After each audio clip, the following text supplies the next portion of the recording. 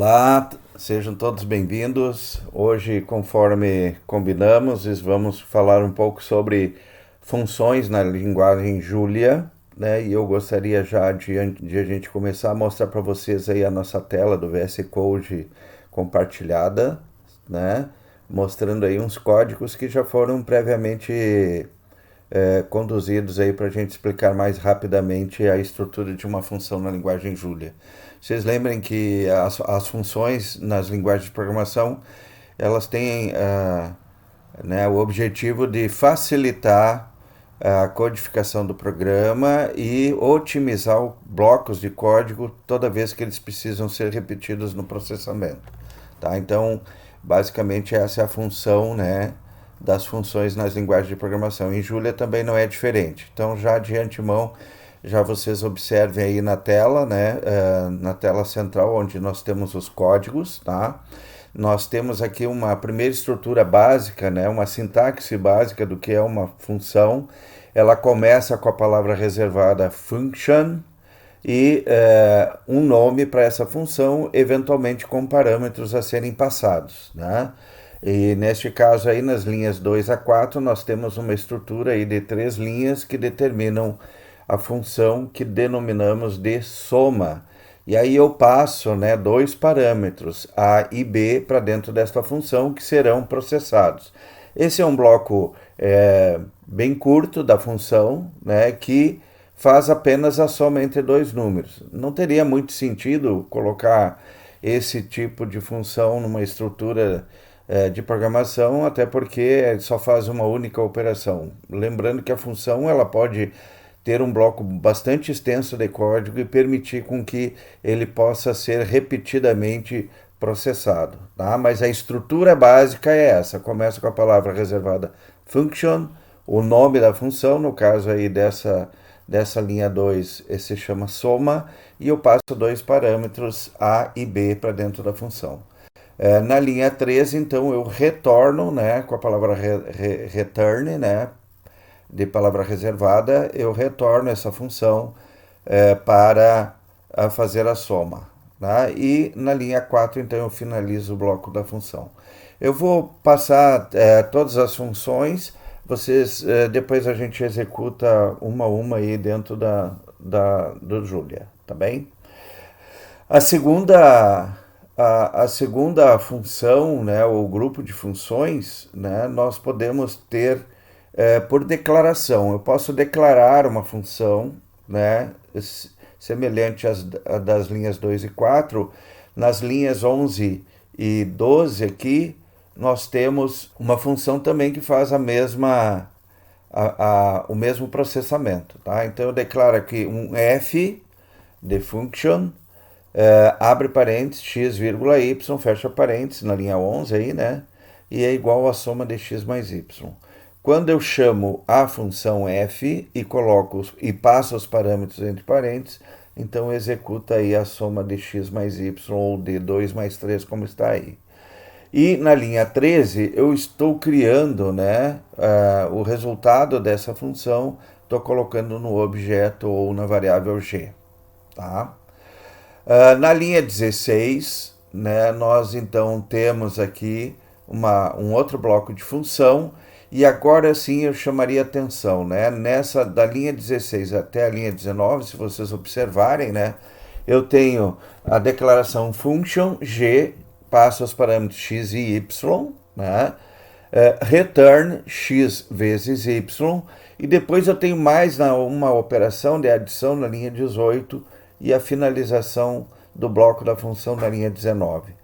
O que mostra que essa função, ao ser executada, ela vai retornar apenas o produto de x e y, que é determinado pelo return que está na linha 17. O x mais y, ele é executado, mas ele não retorna como resultado, tá? Porque ele é um bloco solto, né? Um conjunto de operações solta dentro da função, tá bem? Bem, nós temos uma outra forma, né, de fazer aí a aplicação de uma função.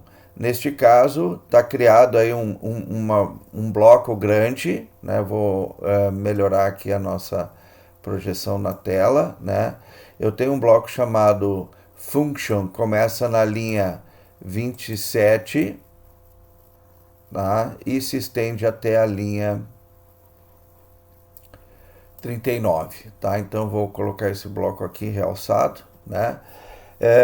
Ela é uma função em que eu estou passando parâmetros x e y e depois um bloco completo para fazer a execução, tá? Neste caso, essa função aí denominamos de hipotenusa.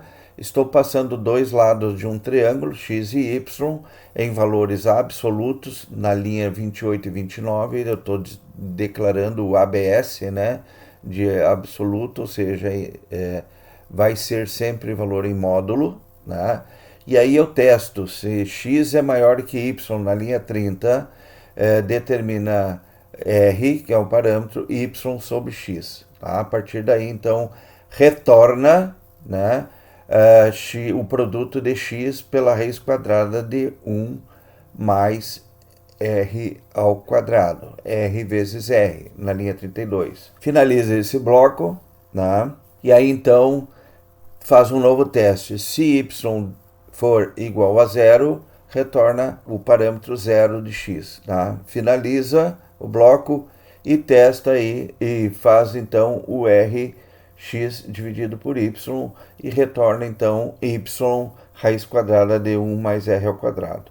Esse bloco, então, determina a hipotenusa, né, no caso de um triângulo. Na linha 45, né, nós temos aí um que a gente chama de função anônima, né? Eu defino aí um valor para uma variável, no caso aí é 2.3, na linha 45, bem a parte superior aí da nossa janela de códigos, né?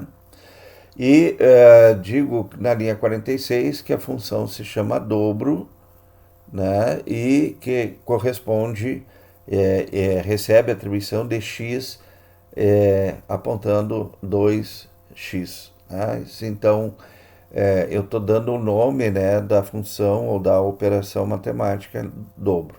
Toda vez, então, que eu executo, né, vai me retornar na variável dobro o valor dela. Tá? Um outro exemplo de funções anônimas, né? Nós estamos aí com um polinômio de segundo grau na linha 49, né? Onde eu estou declarando, né, x é x ao quadrado mais 2x menos 1, e eu aplico uma função denominada map, né? Round, no sentido de que a gente possa arredondar valores, né? E passo três parâmetros, né? 1.2, 3.5 e 1.7. Na linha 52 eu tenho um outro bloco em que eu passo apenas o valor de x na função, né? E faço dentro do bloco x elevado ao quadrado mais 2x menos 1, né? E finalizo a função. E depois, então, na linha 56 eu faço um map, né, com aqueles valores. Tá? Uma função conhecida de ordem superior na linguagem Julia, ela é importante para nos orientar a passar a função de uma função. Né? Então aqui eu tenho uma linha 59 definindo uma função, aplicar a função, né, o nome que se deu para essa função, passo a função f para dentro e o v, que é o nosso vetor de dados. Tá? Então aí eu retorno f de x para x dentro do vetor v. Tá? Então muito interessante isso, porque eu posso encadear funções de funções. E aí então eu consigo otimizar bastante o nosso código. Tá?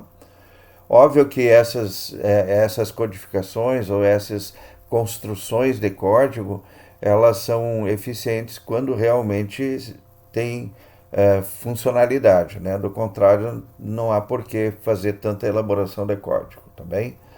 Então aí tem uma explicação das funções de ordem superior, né? Que elas recebem outras funções como argumentos, né? É isso, né? E retornam seus resultados, tá?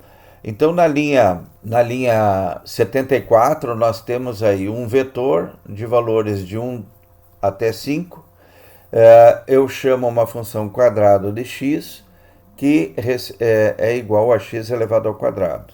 Tá? Uma outra possibilidade é nós trabalharmos com função com dois métodos, né? Então eu passo aí, crio uma função soma, passo dois parâmetros dentro da função como valores numéricos e retorno a soma. E na função seguinte, nas linhas no bloco 84 a 86, né, nós temos aí também uma função com dois métodos, só que aí então eu estou trabalhando dentro de um vetor, fazendo essa referência através dos índices i, né, presentes no for até o comprimento do vetor ou do valor a presente no código. Quando eu quero definir ou retornar o resultado da função num determinado tipo de variável, nós podemos então usar aí o código da linha 89, né, chamando type of, né, e a função, tá? Ou o objeto do qual nós queremos que retorne como que esse tipo de variável está saindo da nossa função. Agora eu chamaria a atenção um outro detalhe, né? A função denominada de broadcast na linha 92, tá? É uma função muito interessante, tá? Porque ela simplifica a forma de operação dentro do vetor. Então vocês imaginem aí na linha 92, o x recebendo aí né, um valor dentro de um vetor e para cada valor eu elevo ao quadrado. Tá? Então simplesmente eu crio nessa linha 92 aí essa possibilidade, né? Ou funções de conveniência, perdão. Nós temos então um vetor aí, né, com valores diversos entre inteiros e floats, né? E eu quero retornar valores mínimos e máximos, tá? Aqui eu chamaria atenção de que na linha 96, por exemplo, é típico uma função de você retornar valores para análise de dados, né? Por exemplo, análise estatística, mínimo e máximo de um vetor da qual a gente queira identificar esses valores. Tá? Na linha 100 até a 102, né? Nós podemos especificar na função ou no bloco da função, no caso aí a função g passando parâmetros x e y, nós podemos identificar ou especificar, melhor dizendo, né, que tipo de resultado eu quero. Aqui no caso eu estou passando na função g os parâmetros x e y e desejo que o meu resultado retorne em inteiro 8 bits. Tá? Então eu faço o produto de x por y e me retorna então o valor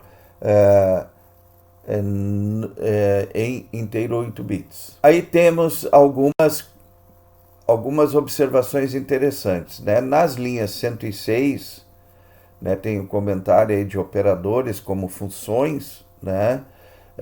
Simplifica sobremaneira a forma como a gente pode trabalhar uma função, tá?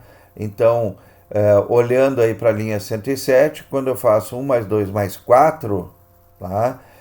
O resultado será 7, eu posso simplificar essa conta por o operador, abre parênteses, e os valores separados por vírgula, fecha parênteses. Nesse pequeno bloquinho, então, eu estou fazendo a mesma construção da linha 107.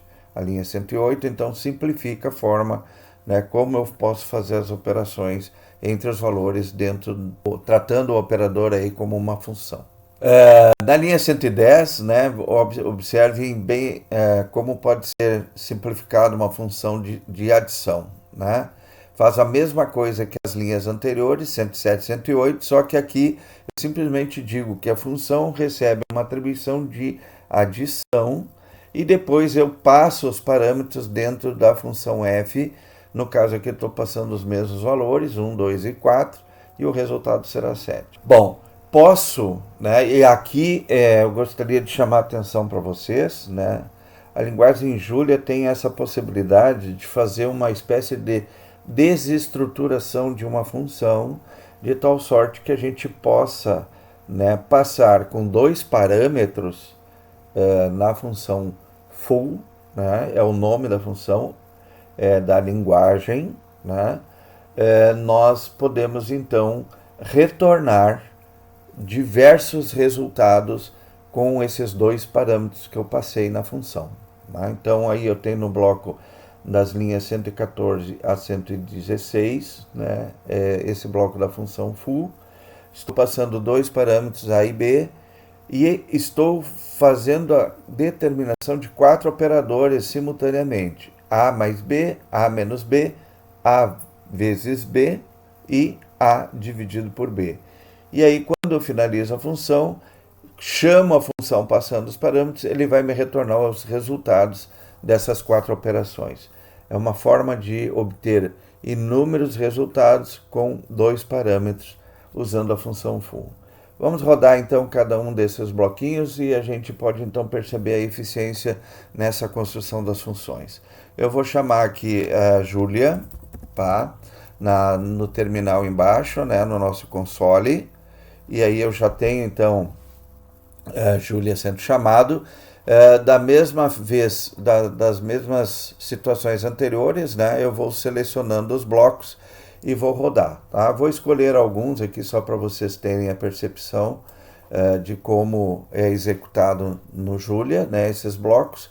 Vou chamar aqui esse primeiro bloco das linhas 2 a 4, né, selecionei lá e transcrevo aqui para o console a função, né, e dou Enter. Né, ele leu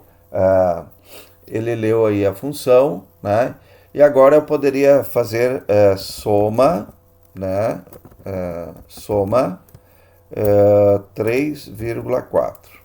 Tá? E aí então eu retorno então, o resultado da minha função lida. Tá?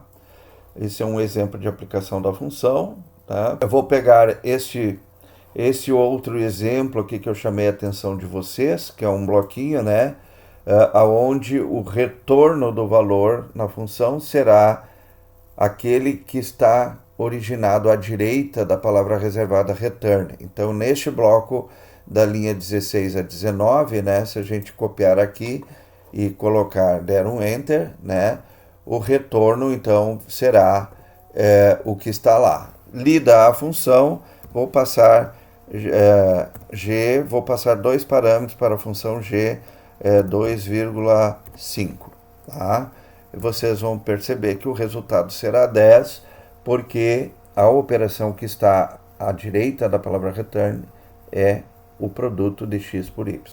Vou chamar a atenção aqui da função dobro, né? Aqui na linha 46. Tá? Deixa eu só selecionar nosso bloquinho aqui, né? Vou copiar aqui na janela embaixo, no console de Julia, né? E vou mandar rodar, tá? Ele leu a função dobro, né?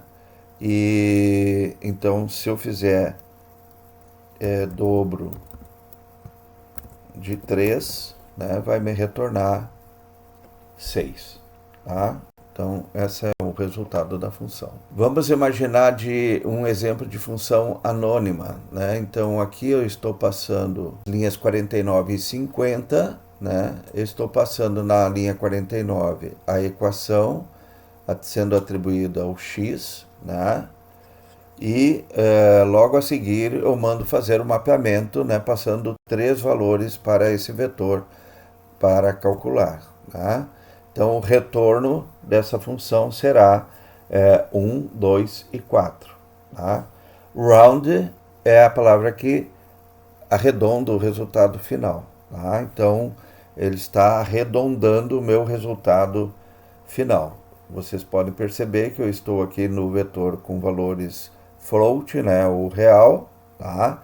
E aí, então, eu retorno o valor arredondado para cada uma das situações por vetor. Bem, vamos passar aqui de imediato. Aqui eu acho que é a simplificação que eu acho que ficaria bem interessante mostrar para vocês, né, que é a função broadcast. Tá? Vou pegar aqui na linha 95, né? E vou rodar aqui no nosso console, na linguagem Julia, né? E vou ter aí, né, mostrando para vocês no console o vetor V, tá? Com os valores que estão aí, 1,3, 5.2, 5.6, 7.18. E aí eu tenho o vetor V, né, sendo apresentado na tela. Logo a seguir, então, eu rodo a função mínimo máximo do vetor V, né, e mando determinar qual é o valor mínimo do vetor V e qual é o valor máximo do vetor V. As palavras estão em inglês. Tá? Então aí, quando eu rodo essa função, vai me retornar que neste vetor o valor mínimo é 1 e o valor máximo é 8. Vou chamar a atenção aqui, né, da linha 108, que é aquela construção, né, que é a soma, um operador como sendo tratado como uma função. E aí então, quando eu rodo, né, o mais, abre parênteses, os valores que estão dentro do parênteses, fecha parênteses, ele executa então a soma, né, me retornando o valor 7 como resultado. Tá? Essa é uma outra forma. Agora, full, né, a última função que a gente comentou. Esse bloco é bem interessante vocês perceberem nessa desestruturação da função, né? Nós vamos rodar ela aqui no console, né? Vejam que esse bloco ele faz adição, subtração, produto e divisão, né? Quando eu rodo essa função e agora eu chamo, né, a função, passando então dois parâmetros, vou passar os parâmetros 2 e 3 conforme estão no código, né? Ele vai me retornar os 4 resultados. A soma de 2 e 3, 5. A subtração, 2 menos 3, menos 1. 2 vezes 3, 6. E 2 dividido por 3, 0,66. Esse é então o conjunto aí, né, de alguns exemplos de códigos de construção de funções na linguagem Julia. Espero que essas dicas ajudem, né?